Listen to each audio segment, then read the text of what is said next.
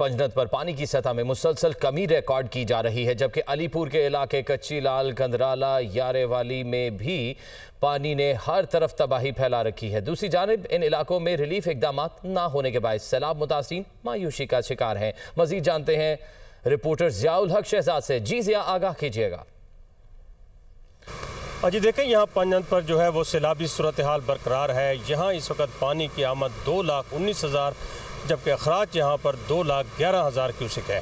तो मैं आपको बताता चलूँ कि पंजनत से निकलने वाली 3 जो नहरें हैं, जिनमें पंजनत कैनाल, अब्बासिया कैनाल और अब्बासिया लिंक कैनाल, ये हाई फ्लड से निचले दर्जे की सूरत हाल आने पर ये तीनों नहरों को खोल दिया गया है। यहाँ मैं आपको बताता चलूँ कि ये वो इलाके हैं जहाँ पर किसी किस्म के कोई रिलीफ इक़दाम नज़र नहीं आ रहा है। वहाँ पर गवर्नमेंट की जानिब से, इंतज़ामिया की जानिब से कोई फ्लड रिलीफ कैंप्स नहीं कायम किए गए। ये दरिया के नशेबी इलाका है, यहाँ पर वसी पैमाने पर तबाही हुई है। यहाँ पर मकानात मुनहदम हो चुके हैं।